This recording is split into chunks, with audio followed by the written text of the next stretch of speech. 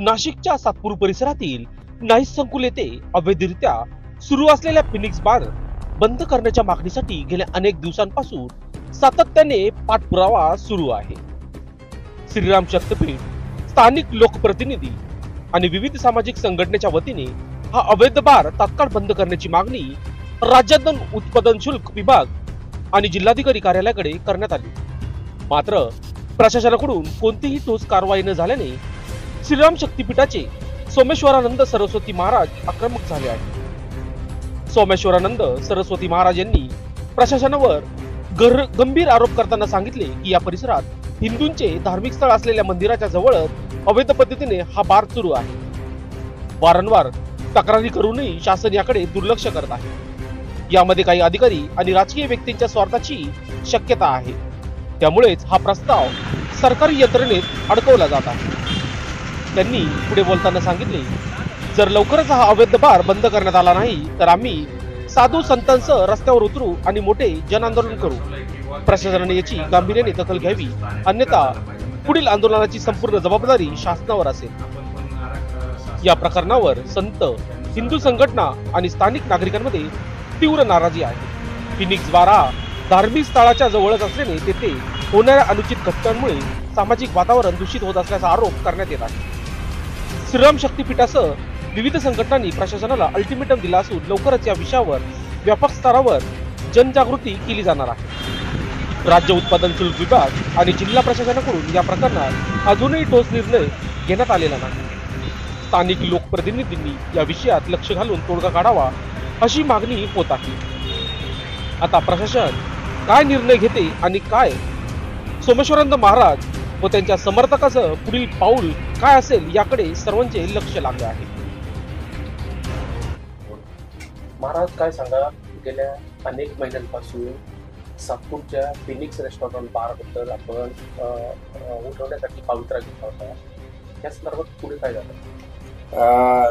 आम्ही जे फिनिक्स बार आहे त्या संदर्भामध्ये वारंवार आपले एक्साईज असेल किंवा राज्य उत्पादन शुल्क असेल किंवा जिल्हाधिकाऱ्यांना आम्ही वारंवार पत्रक दिलेले आहे की जे काही आपल्याला कायद्याने जो काही 75 मीटरचा क्रायटेरिया आपल्याला ठरवून दिलेला आहे की त्या परिसरामध्ये कुठल्याही पद्धतीचं धार्मिक स्थान नको, मग ते कुठलाही असो, तर तो क्रायटेरिया मोडीत काढून त्या बारला परवानगी देण्यात आली.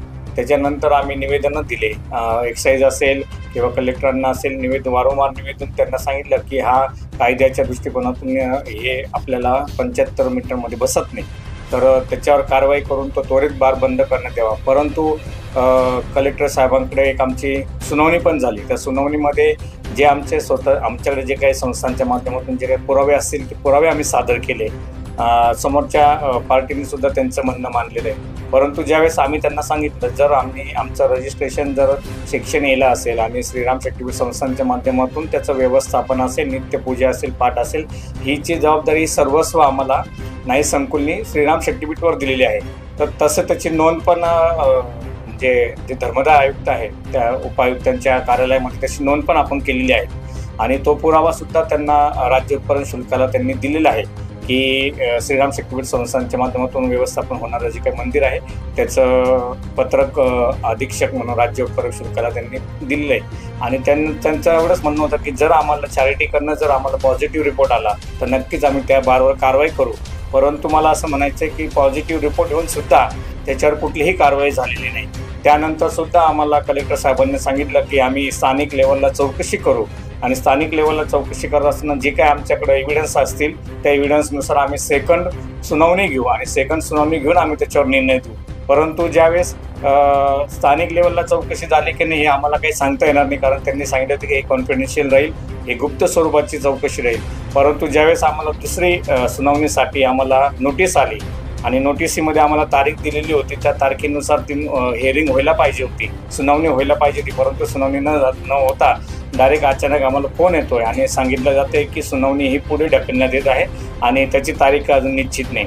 मग मला असं वाटतं जर शासन लेवलला स्थानिक आमदार असतील, माननीय सीमाताई हिरा असतील किंवा देवयानी फरांदेताई असतील, त्यांनी स्वतः त्यांच्या लेटर एवढं सांगितलं आहे की धार्मिक स्थळ आहे, धार्मिक स्थळाच्या शेजारी बार कुठल्याही पद्धतीचा बार नको आणि त्वरित या बारला बंदी करण्यात यावी असं त्यांचे सुद्धा लेखी पत्र आहे. परंतु त्यांचाही विचार कलेक्टर साहेबांच्या माध्यमातून, जिल्हाधिकारी साहेबांच्या माध्यमातून होत नाहीये. तर नक्की आम्ही काय समजावं हेच आम्हाला कळत नाहीये. परंतु आमचा पवित्रा असा आहे की जर याच्यावर कारवाई नाही झाली तर आम्ही सर्व साधू संत समाजाला एकत्र करून त्या ठिकाणी आम्ही तीव्र स्वरूपाचं आंदोलन करू. स्थानिक लोक त्याच्यामध्ये सहभाग घातले, कारण स्थानिकांनाही त्याचा त्रास आहे. परंतु फक्त एवढंच कोणी बोलून दाखवत नाही, परंतु स्थानिकांनी त्याची तीव्र नाराजी व्यक्त केली त्या बारच्या संदर्भामध्ये, मंदिराच्या जवळ असलेल्या. तर त्या स्वरूपाने आम्ही आता पुढचं जी काय वाटचाल आहे ही तीव्र स्वरूपाची राहून त्याला एक उग्र आंदोलन देण्याचा आमचा प्रयत्न राहील.